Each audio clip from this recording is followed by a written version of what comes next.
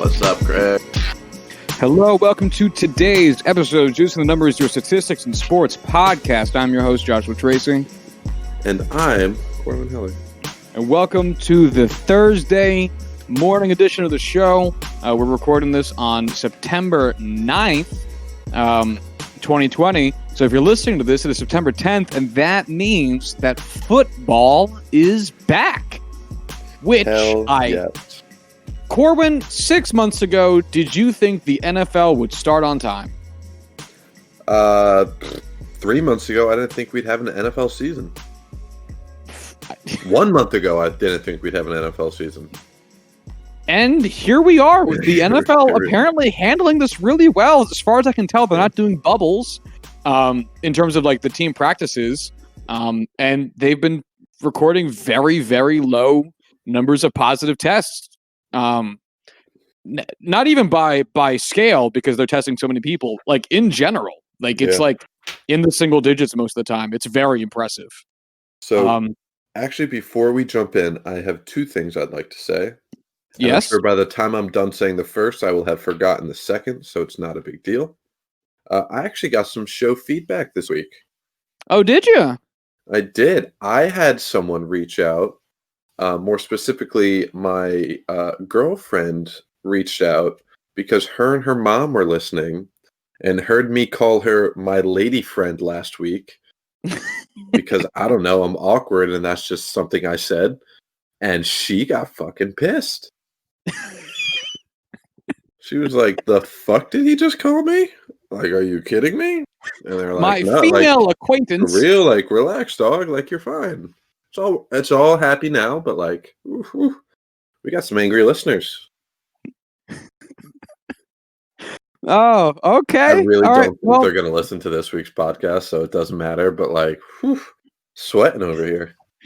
and for anyone wondering if this show affects our personal lives, Corwin was for a short stretch of time in the on the DP list. That's the dog pound list, not the double penetration list. Anyway, continue. Oh boy, I really hope she doesn't listen to this episode. I would like to add that it is only negatively affecting us. No positive has been gained in my personal life from this podcast. Well, gee, thanks, bud. Josh, I'm glad we do this. I feel that. I feel that comment in my bones. Which one? That go fuck yourself? Yes. Yeah, naturally. All of it, to be honest with you. Who cares? Anyway. Second piece of news. I didn't forget. That wasn't number 2. Okay, continue. It's actually not news, just a comment I thought of and wanted to add without making it weird. So I'm just going to jump right back into it. You were saying earlier how, like, you know, we didn't expect this season to happen the way it is. You know, it's going on, you know, full bore essentially. And I feel like there's a lot of people out there saying, yeah, well, we fucking told you so. You guys are a bunch of like nervous Nellies trying to make it up like it's a big deal. And look, it's totally fine. And there are two things I'd like to say to that. One, literally hasn't started yet. We don't know that it's going to be fine. And two, sorry we cared enough to want our players to be safe. I'm sorry. My bad. Next time I won't. Yeah, this is the biggest talking point on Twitter whenever this type of thing comes up, which is, oh man, people who talk and write about sports want there to not be any sports so they have stuff to write about, or some shit. And it's like, no, like, of course we want sports to take place, but a lot of us who talk about sports very regularly, and I'm not saying like Corwin and I are like professionals by any means, but we do talk about sports on a published medium very regularly, care a lot about the players. Like, we, despite the fact Corwin and I have rooting interests, like to see everyone stay healthy, not be sick, and understand that they're not risking their lives that they shouldn't be risking their actual lives for our general just entertainment. So yeah, sorry that we were concerned. Sorry that we don't treat the NFL as our own personal gladiator pit, but it's fine. You know, we accept those are your thoughts. But it is concerning, the prospect of the game starting, because this is where MLB really ran into its issues. The NHL and the NBA didn't really run into much of any because they had bubbles, but The NFL isn't doing it that style with the bubbles. They are doing travel like the MLB did, and the MLB ran into issues. And we don't have to get into the whole thing just because it's not the point of today's episode, and I want to make sure we get into the bold predictions. But it is going to be troubling if come like week 3, one team has an outbreak and misses a game. Missing one game in baseball, very easy to make up for. You do a doubleheader like a day or two later. Missing a game in the NFL, I literally don't know how that goes. God, it's a whole nother level of contact and proximity and risk, and it's just like the NFL was already far and away the most dangerous sport, health wise. Hockey's up there for sure, but just the scale of the contact in football, it's just naturally the most dangerous. And this is just adding a whole nother 3 layers to it. And yeah, I mean, there's no other way for me to say it, at least. Like, I am nervous about the NFL starting back up. Which is what's going to make this first week of football especially interesting. Luckily, I did not make any, or not luckily, but optimistically, I did not make any COVID-related predictions. I'll let you save if you did or not. But shall we get into the actual bold predictions for the 2020-2021 NFL season? I have one. I will give one spoiler away that I have one that has something to do with COVID. So yeah, all right. All right, shall we start with the awards as per usual? Sure. All right, do you want to start with the awards or do you want to be second with the awards? Because you offered, I'll go first. All right. MVP, natural place to start. Why not? Sure. I'm not going to try and get fancy with it here. Like, I feel like this is the Mike Trout pick that we seem to make every year for baseball. It's Pat Mahomes. So not only did I put Pat Mahomes, I was thinking while I was writing this, Corwin and I are going to have a lot of overlap here. Yeah, I was thinking the same thing. Like, oh man, I don't want to just, pick the front runner, but it's like, it's hard not to with some of these because I think there's one that we will have differently, but that's it. It's so dominant this year with just how clear it is with who's we think are going to win, who's the favorite to win. Who reliably could be a shoo-in for this? Because Lamar Jackson, I think, is the number 2 for this spot, and I almost put him just because I knew you were going to pick Pat Mahomes. But at the same time, it's like I wouldn't bet against Lamar Jackson winning MVP again this year. But at the same time, like Pat Mahomes is just as great as Lamar Jackson really was last year, and I so hope he holds that up. Just because it's great to see young dudes continue to grow. Oh my God, what Pat Mahomes has shown us in the first 2 seasons of his NFL career is fucking ridiculous. Like, I don't know how you don't pick him. Like, it is Mike Trout. It's bigger than Mike Trout. Mike Trout didn't have this level of ability compared to his MLB peers. Like the MLB peers of Hall of Famers. I would say it's different than Mike Trout. Pat Mahomes, what he is currently doing is bigger than Mike Trout only because there was also a colossal positional adjustment given the NFL where there's only like a minor positional significance with the MLB. Like, there really isn't a quarterback level of significance anywhere on a baseball diamond. You know what I mean? Exactly. Yeah. But you're right though. Like, you still count that. Like, Pat Mahomes is still doing crazy shit. Anyway. So I have Pat Mahomes too.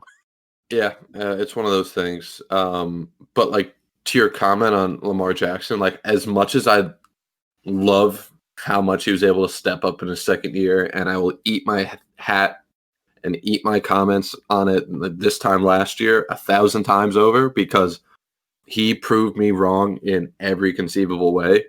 He was just so efficient last year that I don't know if while the volume and production might be there, the efficiency in which he did it, I think he's going to have to take a step back just because it has to.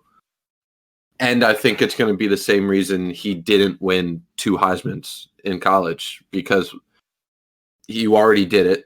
We need you to be even better for you to impress us again and to win back to back. And I just think it's impossible for him to step it up. I'd love to see it. I really, really do. Despite me being a Steelers fan and him playing for the Ravens, I just don't see how it's conceivably possible.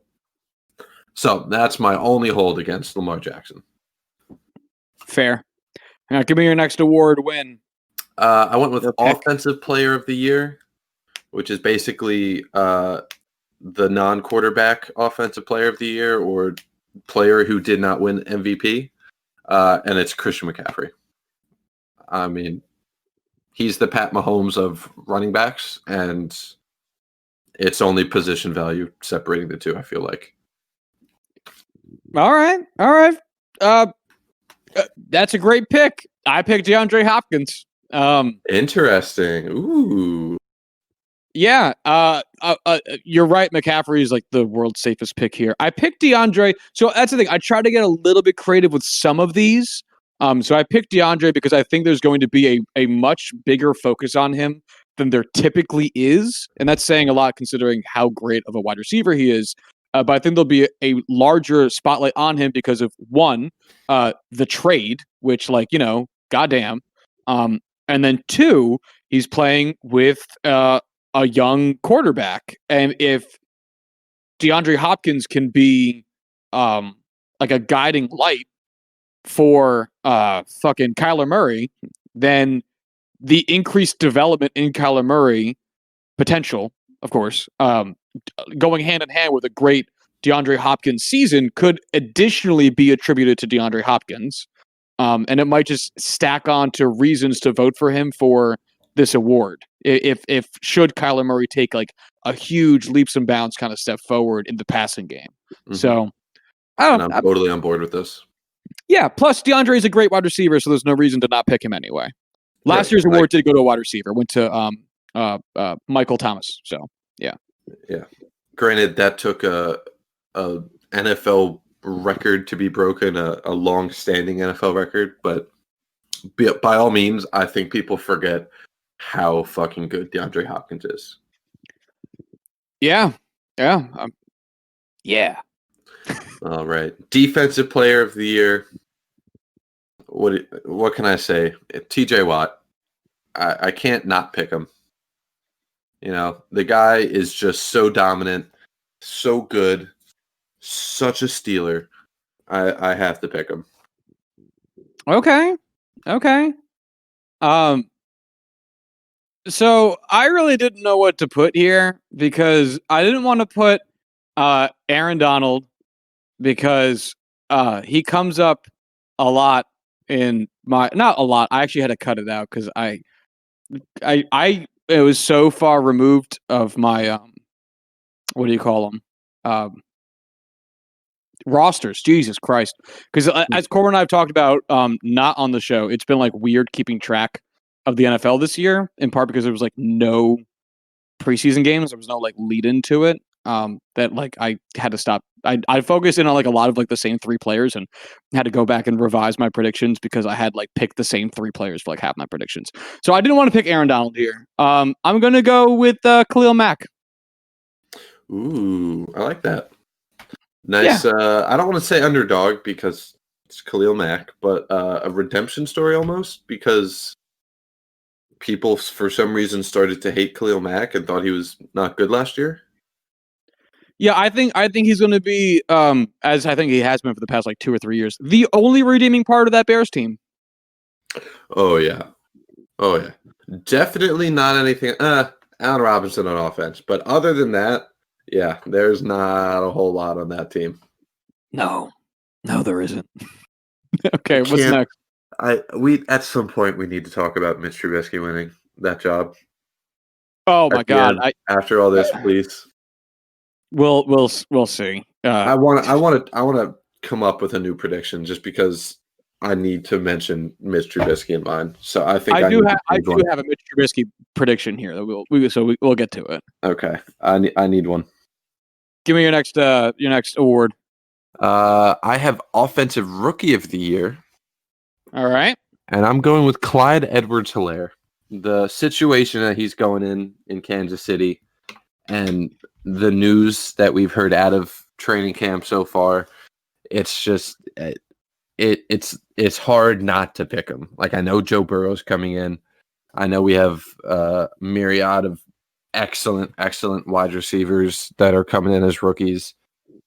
But goddamn, like, Clyde is just I don't remember the last time such a perfect opening and a perfect fit has just befallen on both, player, team, when the team has been playing at this, like, a team this good shouldn't have the perfect player fall into their lap the way it did, and is going to be able to impact the team the way he will. I am so excited for Clyde this season. Oh, I'm ready. It's hard not to pick Joe Burrow here, though. Oh. I didn't pick Joe Burrow because of a different award. I picked CeeDee Lamb. Honestly, I have so much less rationale than you do. I picked him because he's on the Cowboys, and that's it.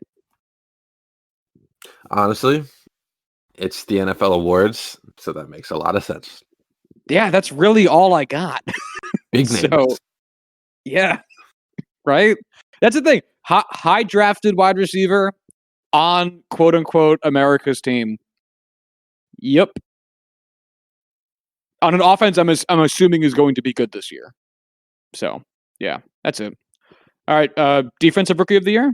Yes, I have. Drum roll. I was going to do a drum roll like with my tongue, and then I realized I can't do that, and it's going to sound disgusting. So I just said drum roll. Chase Young. Oh, what a shock! I also Right? Chase Young. Yeah, Like, guy's going to approach 20 sacks this season probably. I don't. He might get 30. He might get 40. Honestly, if there's ever going to be a player that has not played a single snap in the NFL, and I want to predict will one day have 30 sacks, Chase Young. Why not? Sure. We can say anything we want on the show. No one's going to hold us accountable. All right, so that brings us to rookie of the year. What? I don't have this. I forgot that was a thing. Is it a thing? We definitely went through this a while ago because now I'm wondering if this is like a Bernstein Bears kind of thing. Because I thought there was a whole thing where like did we Mandela affect ourselves? Did we? Hold on. NFL awards. Because I thought there was a whole thing where fucking who were the people on the Cowboys? Where Ezekiel Elliott? Oh, Zeke and Dak. They both won. And Dak, right? One of them. Yeah. So there is rookie. There is a rookie of the year. Okay. Because I was gonna say, I think you did this last year too. Shit. Yeah. So for instance, last year's. Actually, I don't know what year this is. 2019. Offensive rookie of the year was Kyler Murray, and now my laptop's frozen, and I can't tell you who defensive rookie of the year is. But now it's not frozen. Okay, defensive rookie of the year was Nick Bosa, and then rookie of the year was also Nick Bosa. Okay, is it usually match up like that? And the Cowboys one was just weird because that was the one that split up. I don't know if they usually work like that because I did not look. Shit. Well, it's hard because now I'm stuck sitting here having to pick between Clyde Edwards-Helaire and Chase Young, and which one's going to be better? Oh, well, I picked Joe Burrow for this. So I have offensive rookie of the year being CeeDee Lamb, defensive rookie of the year being Chase Young, and then rookie of the year being Joe Burrow. I definitely picked up on that because you said, there'll be an award later. And I was like, I don't know what's left for you to pick him for. Coach of the year. Yeah, I was like, okay, I'm going to see where he goes with this. But yeah, I clicked once you said that. I don't want to because I feel like... You hate Cincinnati? I do hate Cincinnati. I love Joe Burrow. I just don't want to also just copy you last second. So I'm going to try and pick between the two. And the problem is Edwards-Helaire, is in such a perfect situation. Chase Young is just so fucking talented. But I think with the craziness of no offseason and the fact that I think situation as a rookie trumps talent, I'm going to go with Clyde the Glide. Okay, it's locked in. All right. You ready for Coach of the Year? I am ready. Let me know. What do you got? Um, man, I did the awards after I did all the bold predictions, so I was gonna have this one be like the because of the one earlier, this one's coming in hot, but uh, fucking whatever. Um, what is it? What's the phrase? Post hoc ergo propter hoc. There you go. Sure. Yep. After, because of, before. I went Mike Tomlin because I think the Steelers are going to do really well, and I think the fact that he didn't get it last year because they didn't win as many games as they should have with a literal professional duck caller as quarterback. It wronged me, and I think he should win it this year. And I think this is it. He's going to show that he could do it now that he has Big Ben back. He's got this team together. The boys are back in town. I think he runs away with the award. Runs away with the award. Ooh. I think he literally steals the trophy from the NFL honor ceremony and runs away with the award. See, I think that your point of Big Ben coming back actually hurts Tomlin's chances of getting it because it's gonna if they when they inevitably I think win more games this season, it will be viewed as a result of Big Ben's performance more so than Mike Tomlin's. But Josh, when has that ever happened where it's like, oh, coach won many game, give award? That's just how it goes. Oh, you had a team that didn't do great last year. Oh my God, they won like 12 games this season. Holy shit, you're the best coach ever. Here you go, sir. That's how it always goes. Oh, and that hurts because it ties into my coach of the year pick. Adam Gase. Bruce Arians. There it is. I mean, as much as I'd love to see Bruce win the award because I love him, it's not Adam Gase. No, and it should never be Adam Gase. I think Bruce Arians is in a really interesting spot. I think if I have to give a differentiation between his situation in terms of Tampa Bay going from Jameis Winston to a literal actual Tom Brady, is that this is a whole new situation for basically the whole team. A lot of pieces got revamped, and I think if Arians can make it mesh in a way that actually results in, Tampa Bay winning a lot of football games, then that will be viewed as a coaching success, which I think is fair. It'll be, of course, buoyed by a massive increase in talent. But still, to actually bring all of those very disparate pieces together, I think would look well upon a guy who I think already has a pretty favorable view amongst other coaches around the NFL. So, yeah, Bruce Arians. It's one of those things where, like, sorry, what was that? No, go ahead. I said I have one award left, but I want to hear more thoughts about Bruce Arians.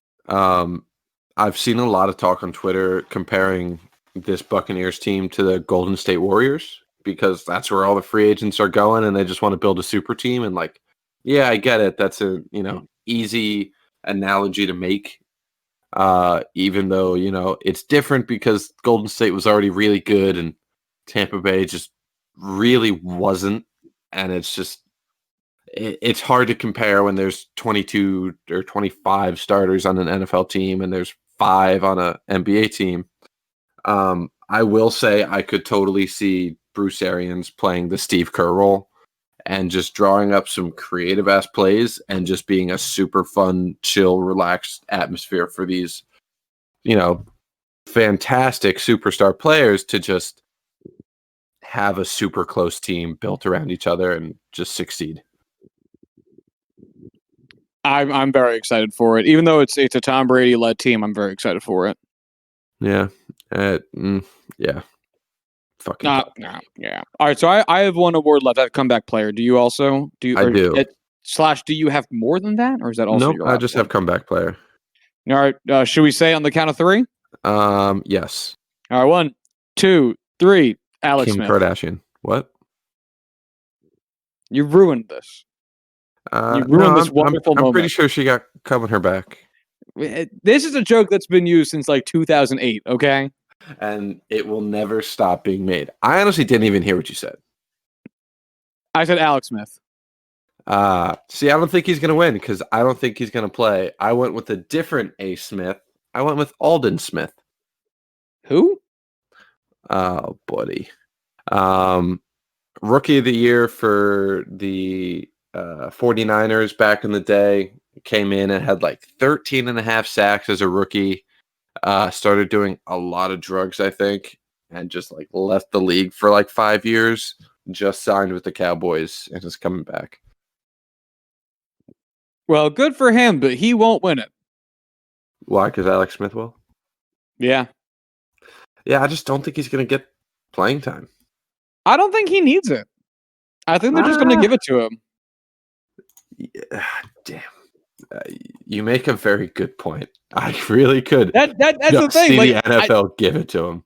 Yeah, it's a great story for them. Not for I guess now it's a good story for Alex Smith, but it was a really bad story for Alex Smith for a while. But like, yeah, I mean, and yeah. Anyway, Damn, I also I looked up Alden Smith's Pro Football Reference page. Rookie year in 2011 had 14 sacks. Jesus. Sophomore season, he had 19 and a half sacks. 19 and a half, Josh. Oh, wow. That's disgusting. Then only started 8 games the following year, had 8.5 sacks, which is still a tremendous rate. And then never really was there for a full season. And hasn't played since 2015. So, boy, if there's a Kim Kardashian story out of, this, it's going to be this guy. Because, she got coming back. I don't know, man. We'll see. I think it's going to be Alex Smith because of reasons. Because of documentaries made about his leg. Yeah, it's going to be a wicked 30 for 30. Do you have your Super Bowl picks? I have AFC, NFC, and Super Bowl matchups. Oh, that's right. I forgot you did this. All right, so give me your matchups, and then I'll tell you my Super Bowl guys afterwards. I guess. In the NFC Championship, I have the New Orleans Saints defeating the Dallas Cowboys. Okay. In the AFC Championship, I have the Kansas City Chiefs defeating the Pittsburgh Steelers. Because of course. Okay. And then in the Super Bowl, I have the Chiefs defeating the Saints. I almost said Seahawks. It's the Saints. Well, we got 50% of the same teams. My Super Bowl matchup is the New Orleans Saints beating the Baltimore, I was about to say Orioles, Ravens. I would just love to see the Baltimore Ravens lined up with like Chris Davis in his Orioles uniform, just lined up at fullback, just like confused and scared. Oh man, what an image. Thank you for that. And John Means is out to punt. He looks confused. God. I would hate to see any like MLB starting pitcher take a tackle in the NFL. Yeah, I just want to see shatter. Just show me Pedro Severino as a fullback. That's all I want. It seems like a very reasonable request. Please, Pablo Sandoval. Is he alive? I thought the Giants killed him. I have no idea. All right, let's get into the actual bowl predictions. You went first on the awards. Do you want to go second on the predictions, or do you want to maintain first status? I will take the final word. All right. So my first bold prediction, and it feels stupid because I pick it every year, is Tom Brady finally shows his age and starts the decline. Oh man, I shouldn't have had last word because that kind of takes some thunder away from mine. But yeah, no, I hope and pray every single year. And it's ridiculous because I'm talking about like a 42-year-old man here. But again, this is a prediction I've made like every year since this show started, and every year Tom Brady's been like, "Fuck you" in particular, and been phenomenal. So this I'm doing it again because eventually I have to be right. I need to be right. He's not even in the conference anymore, and I need to be right about this. I have believed you when you said this one year, and it was him coming off his MVP season in 2017, and I was like, "There's no way." And ended up taking him in my fantasy draft and was like, you know what? I'm hedging my bets here. And he ended up sucking dick in 2018. And it cost me a fantasy championship, I think.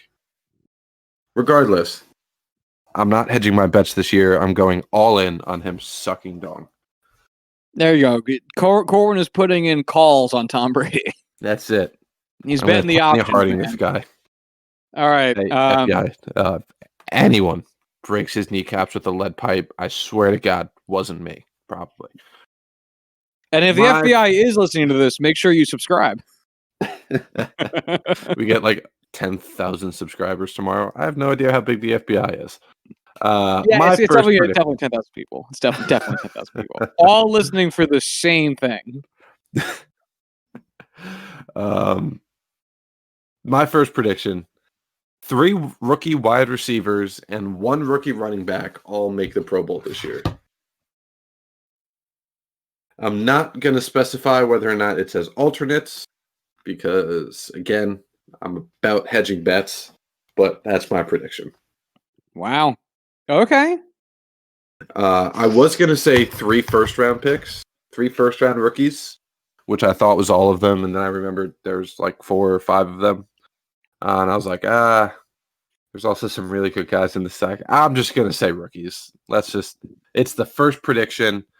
I'll softball this one. All right. Fair. I guess we'll find out. My second one is also, it's pretty bold. I think I've also made this prediction before for it to not come true, but I have a mildly renewed faith in it. The Jets win the AFC East. It's bold.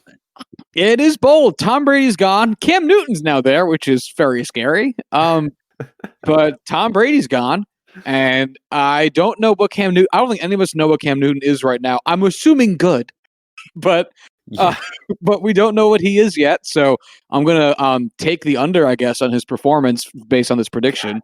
I still have absolutely no faith in the Bills. I just don't believe in them as this current construction of their team. I will admit that they are definitely better after this free agency period than they were beforehand. But I just still don't believe in him. I just don't believe in Josh Allen. Yeah, that's really it. That's really what it comes down to for me too. I just don't think he can do it, and I think giving him more weapons via wide receiver might actually end up being worse for him because then you're going to expect him to pass the ball more, and that's where his mistakes usually are, which is what you don't want from a quarterback. So not ideal. So, don't believe in that. And then Miami, I think, also has improved this offseason, but I think they're still too early into their rebuild to matter. Now, granted, this also assumes that, hey, things go well for the Jets, and history has proved us it does not. But despite all odds, I think this is the most winnable the division has been in 20 years. And I mean that sincerely. Josh. What's that? Oh, the sad thing is it feels like both a generalization and too accurate, which is just sad. But anyway, yeah, I think this is a winnable division. It might not be winnable for the Jets, but if I have to pick a team, I'm going to pick the one I have the jerseys of. So, yeah. It's definitely winnable, just maybe not for the Jets. That's a perfect summation right there. Spoken like a true Jets fan. Moving on. Tell me your number 2 prediction. This one still doesn't feel that bold, but the gravity of it definitely is. Pat Mahomes breaking Peyton Manning's touchdown record at 55. Wow, that feels bold. It's like, wow, been there, done that, but like that's still a huge number. This is like the home run record being broken by, Mark McGwire, even though it's like 4 years ago, but whatever. Wait. Oh, you mean the touchdown record? Yeah. It was 20, okay, I was going to say 2015. 15, I think. What year did they win the Super Bowl? I think that was 2016, so it'd be the year before. Yeah, so in 2015. Man, that's tough. Who was the running back on that Denver team? I want to say No Sean Marino. Wow, that doesn't ring any bells at all. Really? It's the gif of the guy crying during the anthem. I don't recall. Oh, dude. Yeah, It might have been Monte sorry. Ball as well. I don't know why that's ringing a lot of bells for whether or not it got passed over. All right, now I gotta look this up. 2015, bro. Corwin, why are you looking up the 2015 Broncos roster right now? I gotta know, man. I gotta know. There's secrets in there. We gotta pry out. What are they not telling us? Shit. All right. Why is this so? Oh no, this is not looking good. I'm struggling. Passing. Peyton Manning. Touchdowns. 9 and 17. Touchdown interception ratio definitely wasn't 2015. No, gotta be Back 2014. this up a little bit. 2014 passing 39. That's still not right. It's gotta be 2016 then. I don't know. It's gotta be. I was in college when that happened. Like, no, it was 2013. Wait, really? Yeah, 55 touchdowns, 2013. Wow. Holy I thought shit. I thought he was out of the league the year after. Josh, how old are we? Older than I thought, apparently. What? So who was the running back on that team? Killing me. Sorry, what were you saying? Who's the running back on that team? I got so distracted by so many other things. No, Sean Marino had 1,000 yards that season. Good for him. And Monte Ball was his backup. Wow, look at you go. Yeah. That is a genuinely revolting amount of information that you have stored up there. Holy shit. Brock Osweiler was drafted at this point? Yeah, he was the backup. That's gross. Yeah. So are people that tall. Who do they think good they their are? team could have been if they didn't spend a first-round pick on this guy. Oh, my God. Oh, my God. Second round, but whatever. All right, give me so wait, no, you did your second one. So it's up all right, so we're on the third one. It's my turn. This is bold. I'm letting you know. I didn't feel very, very bold in my awards predictions, so I went pretty hard in my bold predictions. I'm not sure you're ready for this. Are you ready for this? Sure. The 49ers don't make the playoffs. Wow, that actually is incredibly shocking. Holy shit. Why? I don't have a good reason for this. I'm going to rationalize it on the fly. Basically, my thinking here is you assume the Rams go back to being the 2018 version of the Rams that almost made the Super Bowl. Sorry, they did make the Super Bowl. Wow, they got blown out so bad I forgot they did it. Right. Wow, Jesus. Actually, they didn't get blown out that bad. They just didn't perform offensively. That was a really lame Super Bowl. Assume that the Seahawks stay really, really good and edge out the Niners. So take a few games away from them there. And even if Arizona can be competitive and take one of their 2 games against the Niners, just to weaken them up a little bit. But I think you see improvement throughout the NFC in a lot of places. The fucking Bucks, Jesus Christ, Bucks got better. I think every team in the NFC except for Chicago, I think got better. And so I mean that's just true. Point being, with so much competition within their division and wins that may or may not be stealable elsewhere, like they're playing the Jets week 2. That's a loss for the Niners. Like, they can't beat us. I don't know.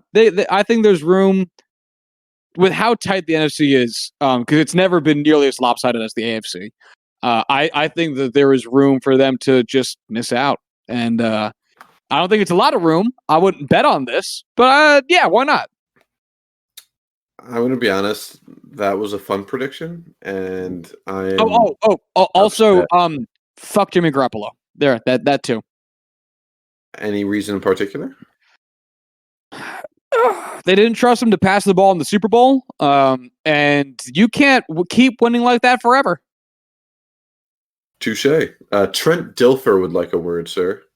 But But man, I'm really upset that I didn't make my predictions more bold. I feel like I'm just kind of phoning it in at this point, looking over the rest of mine. I'm not happy with it. I'm really not. Yours would be more fun.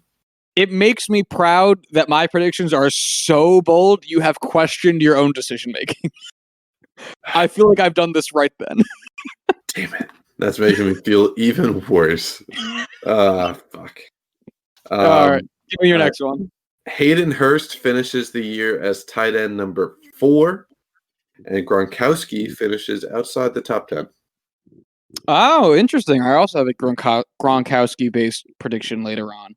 I like this. Is it that he spikes the ball so hard it ricochets into Tom Brady, knocking him unconscious, and the Bucs lose every game for the rest of the season? It's actually that he spikes the ball so hard that it goes into the Earth's core and accelerates global warming. Yeah, that would suck. Not like Thanks, it could do much worse. Yeah, no, we couldn't. That's sad. All right, my next one is Daniel Jones carries the Giants to the playoffs. See, I don't even want to respond to this one. Oh, there's nothing to say to this. This is sheer abstract nonsense, honestly. The last one was so crazy it was fun. This one is so crazy. I'm just like, no. This is the won't equivalent, happen, and I just can't even. I can't even get in the mindset of like understanding a different fucking parallel universe where this is even possible. This would be like our constant reaction to Lance Lynn's statistics, but like on steroids. Yeah, because it's like an entire team. Yeah. And the fact that like Lance Lynn, no one baseball player can carry their team to the playoffs. Not truly, not in a real sense. Because if that was the case, the Angels make the playoffs every year, and they can barely stay. They're not usually 500. But one football player, one quarterback especially can. And if Daniel Jones goes full Lance Lynn and just melts our minds, I'm going to look like an absolute genius. And if he doesn't, yeah, this is just goofy. This is just a wacky day. So I'll take that gamble. Damn. All right, sir. If we are like 3 into this, and I'm already willing to almost consent victory in this prediction thread to you. It looks like the rest of mine are a lot more tame, but we'll see. Touche. Number 4 for me. Ben Roethlisberger is the best passer in the AFC North, and the Steelers win the division. Again, this was the one that was supposed to precede all the other ones about the Steelers doing well. So, kind of a lame duck at this point. I can't groan any more aggressively than this. You just don't believe in a 39-year-old reconstructed elbow? There's just so many more fun places to go with these predictions. Oh, man. Listen, I get it. I phoned it in. I don't deserve the prestige that comes with hosting this podcast. These are the predictions of a man who forget. I'm usually so fucking excited to make these predictions. I'm making them all off season, and I just don't care this season. So that's what I was about. Care about the NFL. That's what I was about to say. These are the predictions of a man who forgot that the football season started tomorrow, because we both forgot. The football season started tomorrow multiple times this week. Dude, I forgot today. In 24 hours. I am in a constant state of forgetting it's happening. We always shit on the preseason, but like, damn, like it does its job. That's the thing, though. I never shit on the preseason. I love the preseason. Going to preseason Jets games with you and Ethan and whoever else might be around is a genuine treat every year. And it costs literally $6. Dude, it's so cheap. Oh my God, it's the best. Anyway, all right, so my next one is less bold, but still relatively bold. Jacksonville finishes higher in the standings than Houston. That's nearly impossible at this point. I refuse to accept that that is even something that's capable of happening. Not only is it capable of happening, I am predicting that it will. Look, man, the AFC needs bad teams, and what could be worse than a team run by Bill O'Brien? Deshaun Watson can only carry you so far. There you go. You make fair points, sir.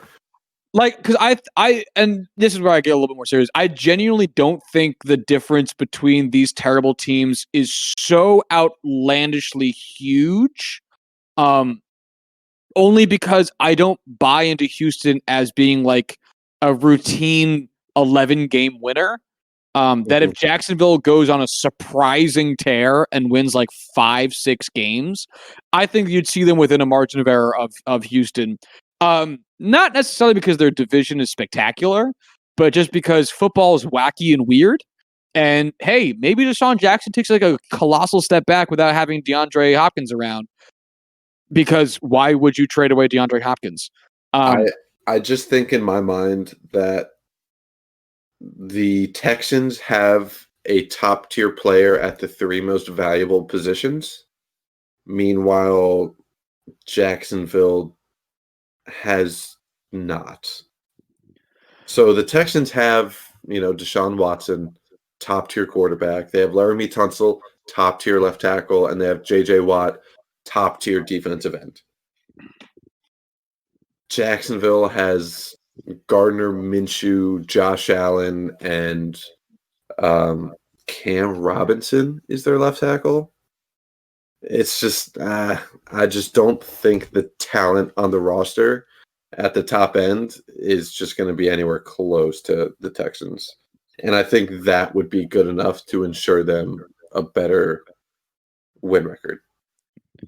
So don't get me wrong. It's bold, and I can't wait to eat my hat if it comes true, because that would be truly hilarious. But we'll see. It's going to be tough. Again, a prediction I myself would not bet on that I made.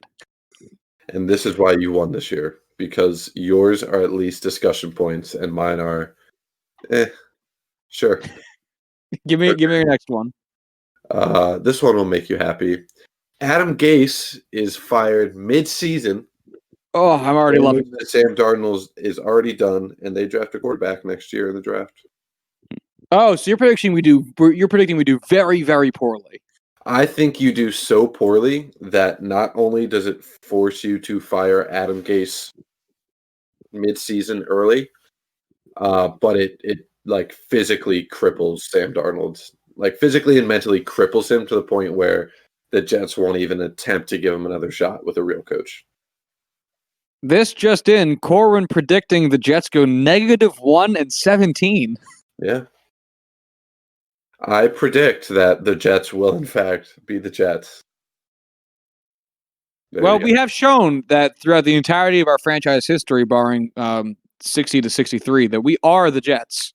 So that definitely checks out. It could save you. All right, my next prediction, which is a combination of current event satire and positive and mildly genuine prediction, is that Kirk Cousins gets COVID. It's funny until he dies and he both gets his wish, and it's sad because the man he predicts his own or he fulfills his own prophecy. Really, exactly. And it's just like, oh, that's hilarious, but god damn it, I can't laugh at this. So Kirk Cousins was in the news like earlier this week, but with this news cycle being what it is, it might as well have been 5 or 6 years ago. Having said like it is what it is. If I die, I die. Like COVID just is going to do what it's going to do, and I don't really like wearing masks and would rather not wear one. But then he clarified, but I do wear one for my teammates' safety. Yeah. And it's like, that's cool, man. But like, health is a really big problem in the country. It's also a really big problem in like the Black community, and like most of your coworkers are probably Black. It's the NFL. You should care a lot. Like, it's also killed 190,000 Americans. Like, you should be, even if it's just a little concerned, you should be concerned. And the fact that he's like willing to be so vocally reckless by like sharing these bananas points 6-8 months into the pandemic to reporters tells me, yeah, he ain't really behaving out there. So he's gonna get sick. I believe this. Oh, I'm fully on board.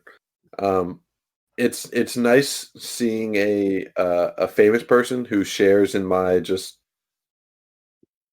complete, feeling that, yeah, at this point, fuck it, just kill me, get it over with. At the same time, it's like, I don't need to hear it, being said like, I watch football to not worry about coronavirus. I don't need you, Kirk, telling me all about it. Yeah, I don't know how this would have even really come up, but yeah. Hey, Kirk, you want to die lately? What's going on with you? Every day, man. Every day. Anyway, give me your next one. It is. In a similar vein, a player gets ejected for intentionally spitting on another player, with a caveat: double points if the player is Ndamukong Suh or Richie Incognito. This is a fascinating prediction, and with the high emotional energy of the NFL, I could absolutely see this happening. Yeah, like you see players do absolute mindless, dumb shit every single week. They literally punch each other in the head while they're wearing helmets. Mm-hmm. Like they do stupid shit constantly. And I definitely feel like there's players out there who, like Kirk Cousins, truly don't give a shit about, coronavirus, that they honestly won't think of it as being an issue first place, which is why they do it. Oh, absolutely. Mm-hmm. All right. My next prediction.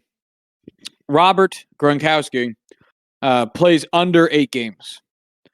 And yeah, I know. So this isn't like that crazy of a prediction if this was like 3 years ago, but for some reason people are acting like Rob's going to play a full NFL season, and I can't think of the last time he did that, even barring this big hiatus.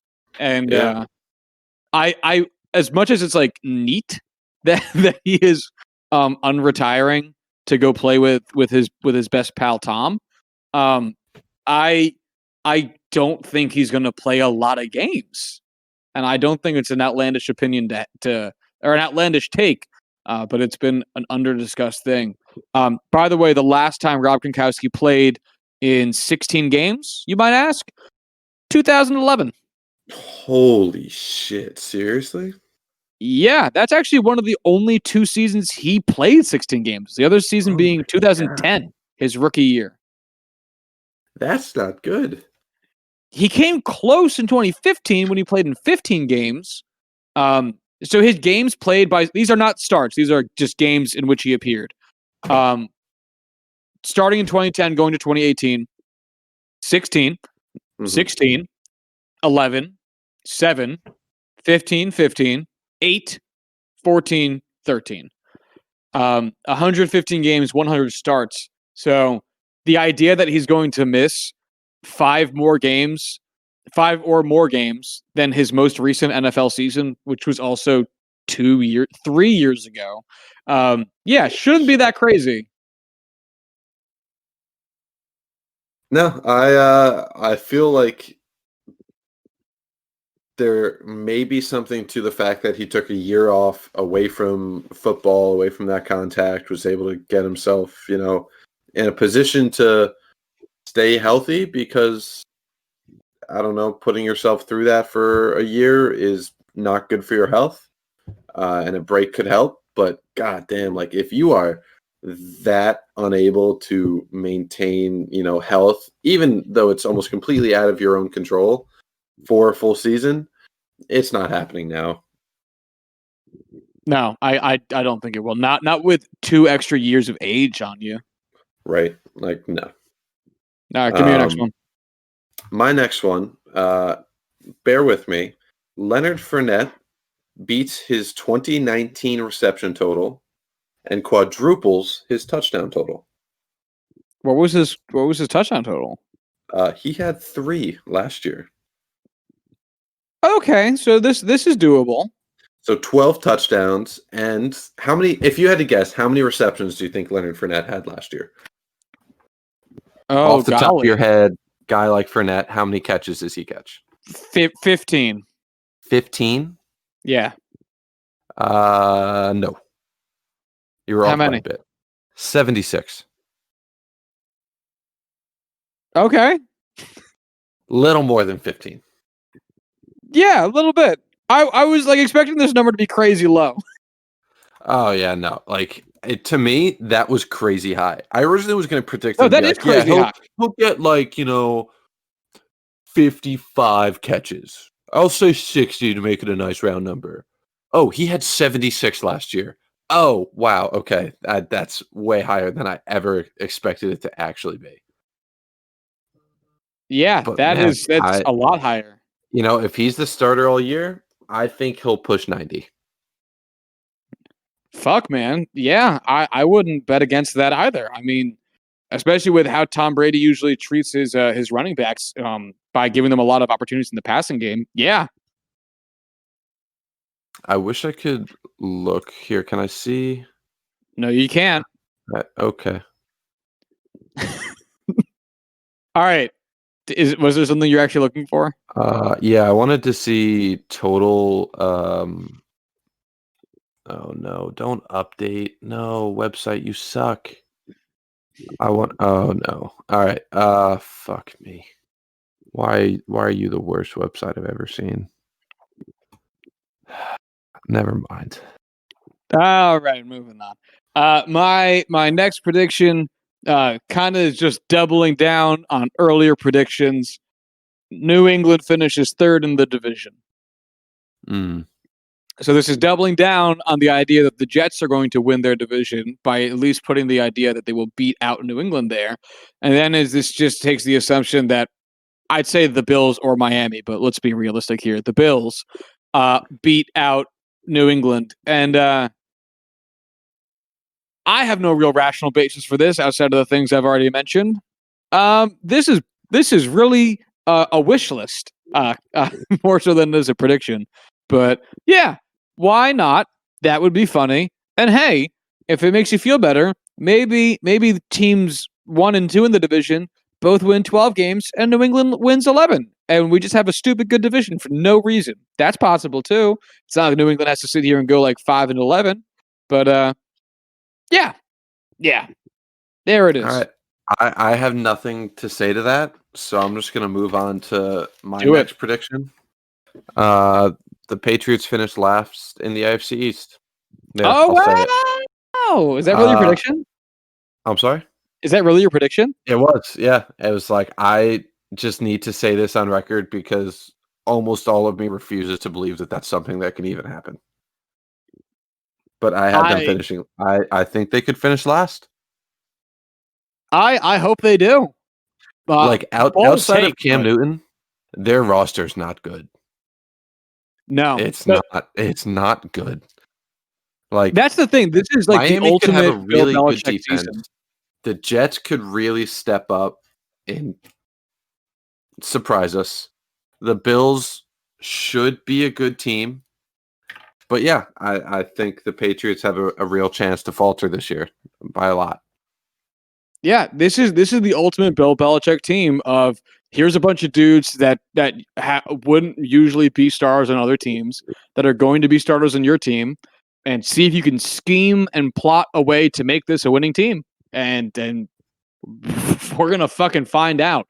Like, if you told me that Bill Belichick's coached Patriots of this roster went 13-3, I would go, fucking okay, man. It's Bill Belichick.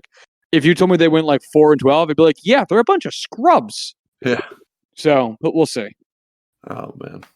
My next two. This was brought to my attention today, and I feel like we should mention it while we're talking about Bill Belichick. Do you remember last year when he traded a second-round pick for Mohamed Sanu? Yeah. Like 30-year-old wide receiver. Yes, it was That super weird at the time.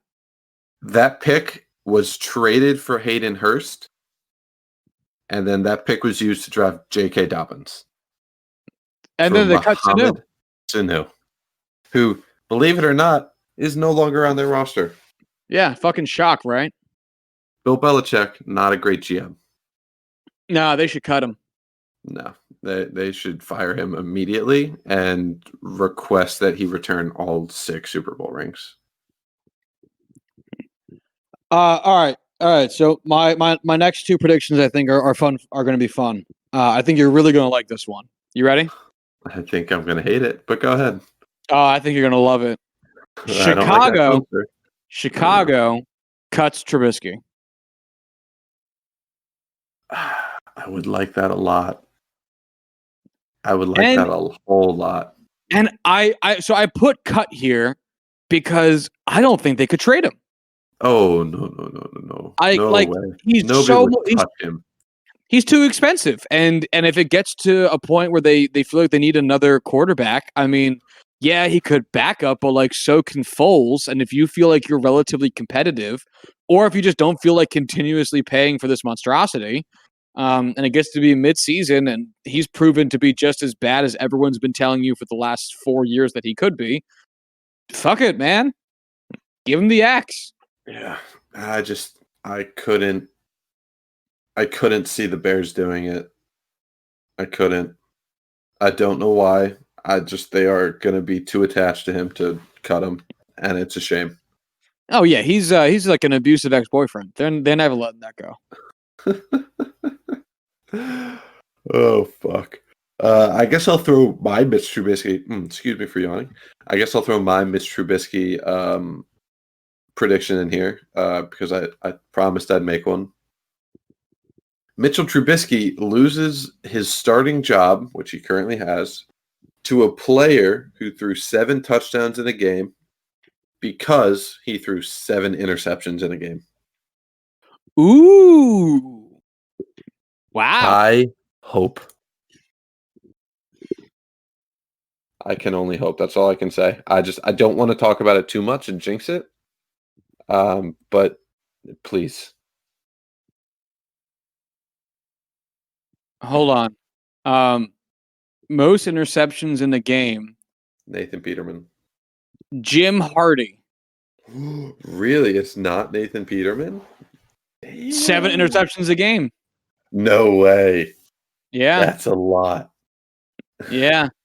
It's actually been done 6 Peterson times. Had, 5? Yeah. Peterman had 5. It's been done 6 times. Most recently in 2001 by Detroit's Ty Detmer. Ooh, yeah. Okay. God, I can't believe anyone would leave a player in for that long. So these are not. Oh, sorry. Jim Hardy threw 8. My bad. In a game? In a game in 1950. Damn. So the number of times it's been done 7 times. The most recent example was 2001 with Ty Detmer, but the second most recent example was from 1986. Steve DeBerg for Tampa Bay Buccaneers threw 7. Zeke Bratkowski for the Chicago Bears threw 7 in 1960. Glenn Dobbs threw 7 for the Los Angeles Dons. Sure. Never heard of that before. Team. 1948. Tommy Wade threw 7 for the Pittsburgh Steelers against the Eagles in 1965, and Ken Stabler threw 7 for the Raiders against the Broncos in 1977. One of those names sticks out quite a bit. So the Los Angeles Dons, I'm sorry, what the fuck is this? They existed for 4 years from 46 to 49. There was some weird shit that went on during and after the war. Yeah, I'm not getting into it, but like I've just never heard of them. Then neither have I. Weird. Wow. Okay. Yeah, I love it. Anyway, all right, my last one. This is really big. This is really, really big. Are you ready? Yes, I'm big. What? Just let's move on from that. I was hoping you wouldn't notice. Yes, I'm ready. Yes, I'm big. Oh wow! Oh, fuck all right, up, dude. This is very, very bold. It's very, very bold. Aaron Donald gets traded. Whoa! I don't know how. I don't understand how Los Angeles keeps signing players to big contracts. Oh, man. The cap is imaginary. That's Dude, not right? the crazy part. The crazy part is that they keep signing players willfully to these size contracts. Well, that's what I'm saying. Over a third of their cap is set aside to 3 players. I don't get how it's fucking possible. Like I need an accountant to walk me through this. And if Los Angeles should falter and if they start to fail this season, it's going to be an interesting conversation point because they're at a point where if they're not competitive this season and they weren't competitive last season, do you tear down the team? Because this team is really expensive to just keep being a loser. And if that is real, your best bet for a faster rebuild is to move on from your most talented players while they're still young enough for you to get a really big value out of them. This is basically the conversation around should the Nationals trade Bryce Harper that was circulating around the baseball universe like 3 years ago.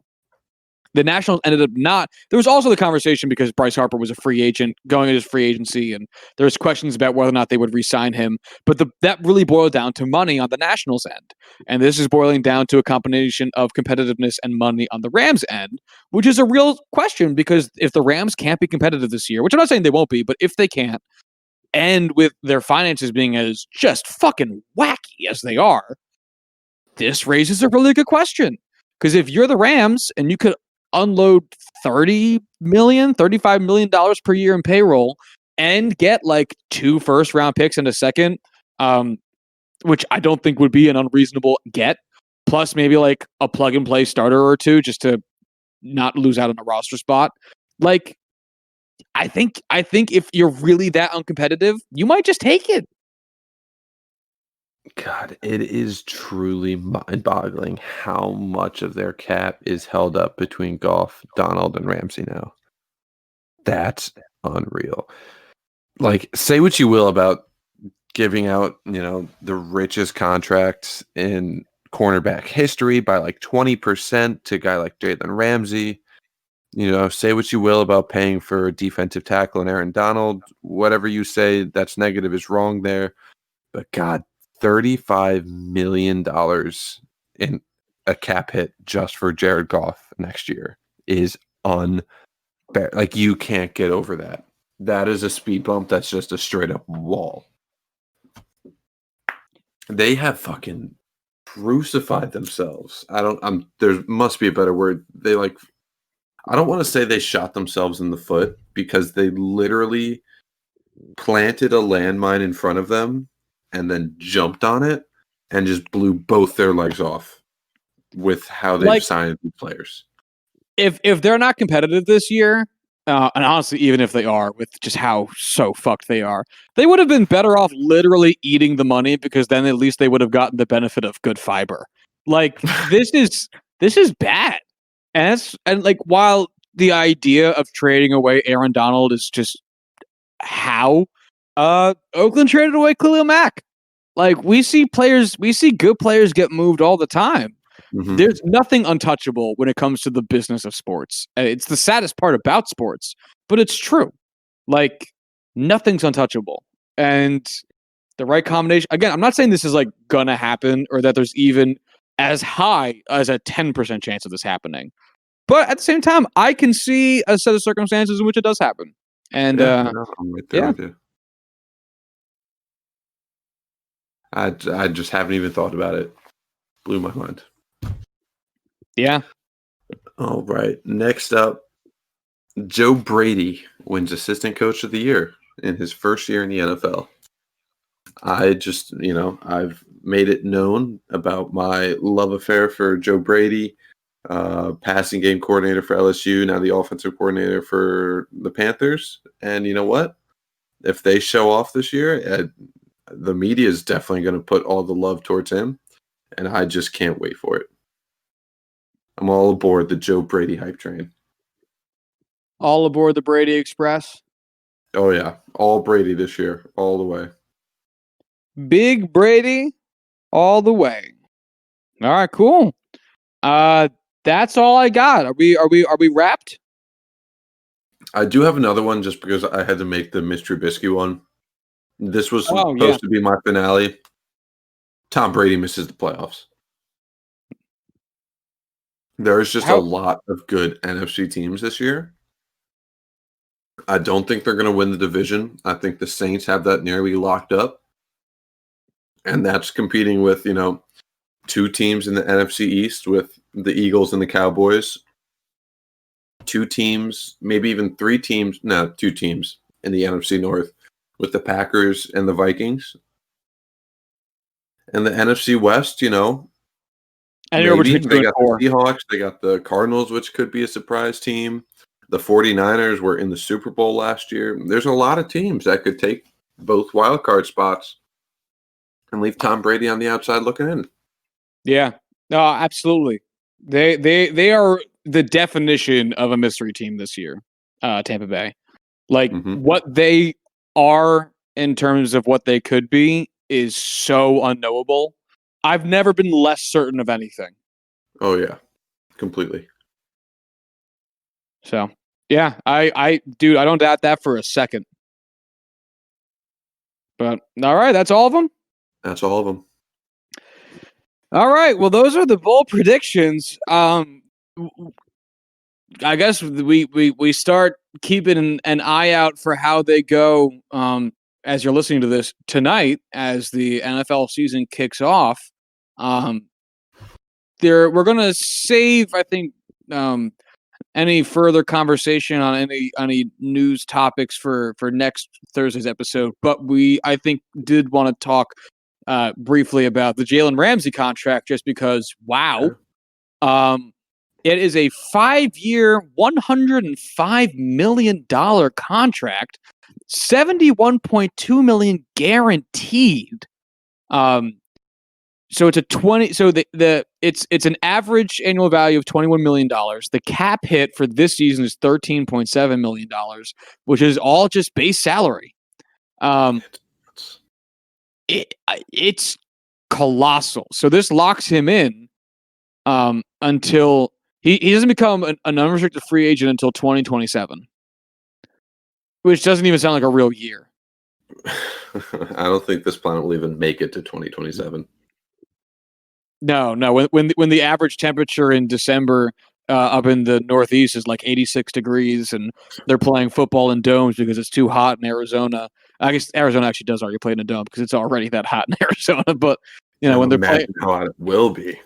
When they're playing in domes in San Francisco because the fires won't stop raging outside Qualcomm Stadium, like shit's fucked up. Yeah, this is a huge contract. It's just a ridiculous contract for a defensive back. And don't get me wrong, if I'm Jalen Ramsey, I take this every day. If I'm Jalen Ramsey, I'm saying I deserve it. But at the same time, if I'm the Rams, why? Why? Because they traded a boatload of picks to get him from the Jaguars, and they can't look at it and say, we can't walk away with nothing. We pushed for a Super Bowl. We traded for him. Obviously, they fell short, couldn't get it done, and their team's not in a position to need a guy like Jalen Ramsey. I'm sure they think they are, but in reality, it's not likely. I don't see them getting anywhere close again. And they felt they needed to sign him to a major contract to keep him in town to justify spending those picks. And it's a sunk cost at this point because it's not making their team better overall. Jalen Ramsey is a tremendous cornerback, top 3 in the NFL, but he is not putting the Rams on a trajectory to win Super Bowl again. And you can't sign players, no matter how good, to those kind of contracts when you just don't have the space to sign the rest of your team. Which is part of the reason I went with the Aaron Donald trade bold prediction, because it's like I just don't understand where the hell this money's coming from. And again, you could look this. I think this is the best way for me personally to read this is the Rams' last ditch effort. They are trying one more time for this year because I don't think this is sustainable for the like 2-3 years from now. That's soon, but clearly they can make it swing for this year. So I think in their eyes they're saying fuck it, we'll give it one more go, see if we can bounce back after the fucking pathetic goose egg they dropped on that was last year's season, and then if they can't do it, they're just going to start shedding players. So if you had to choose, who would you rather have, Jalen Ramsey or Aaron Donald or Jared Goff? Aaron Donald every day of the week. That the problem being you would get more in return for trading him, especially considering the fact that while his contract is very, very large, given his production and how meaningful that production is in that spot, it's kind of worth it. The Jalen Ramsey contract, this unless he's getting a pick like every other game, I just don't see how this is worth it. It's one of those things where straight up, I would take Aaron Donald 9 times out of 10. But I think, again, that trade-off for what you'd be able to get for him on the open market or on the trade market, plus there is an age factor there, small, but it's there. Given all of the context, I'm probably would end up taking, 60-40 Jalen Ramsey just because of the value Donald could bring you. And God, it would be a tough decision, but I think overall the team might be better if you keep Jalen Ramsey, move Donald. I think providing a very bad season, okay, again, just issuing that caveat, the most likely, what I would do if I was the GM of the Rams, which is saying a lot because I am just a guy on a folding chair. But if I really, it's in a folding chair right now. Yeah. Well, you want me to go spend money on furniture? No, it's like I know you have furniture. Like whatever. Anyway, I would ship out Donald, and pay. You're gonna have to retain salary, so you retain as little as you can. But I would ship out Donald, retain some salary. Ship out Ramsey, retain some salary. Keep Goff just because you're not getting anything. So you might as well play him out while you try to reorganize the rest of your picks. Then, when you're inevitably bad, cut Goff after his rookie contract is over and you don't owe anything to him anymore. The second the guaranteed money runs out, and then just put yourself in a position to try to draft a new QB after really sucking dick for a season. So that way you roll into your new QB era with as little guaranteed money on the books as you can from these mammoth contracts, because it's probably going to take a few seasons to correct from it.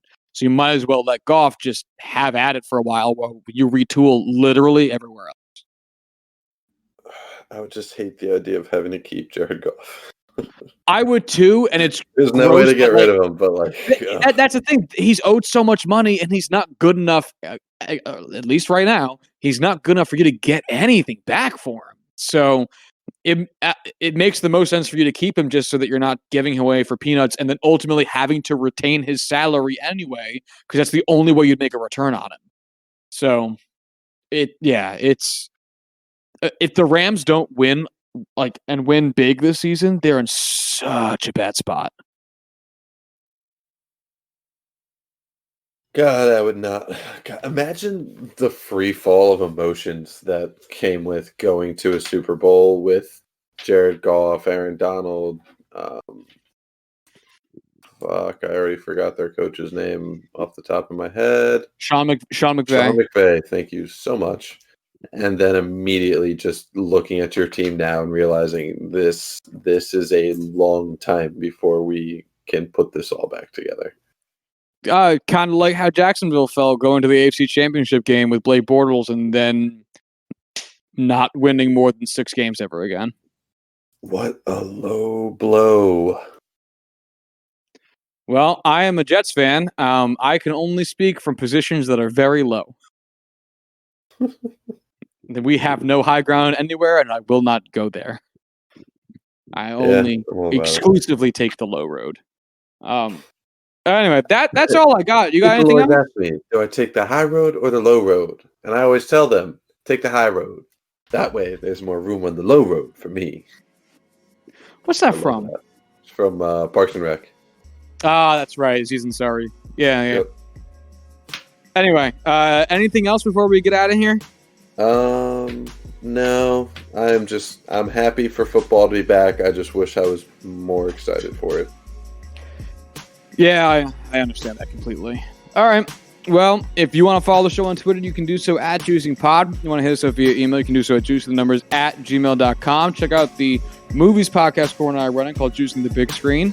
Available where podcasts are. If you want to check that out on Twitter, you can do so at Big Screen Juice on Twitter and via email at juicingthebigscreen@gmail.com. And until Monday, y'all have a good one.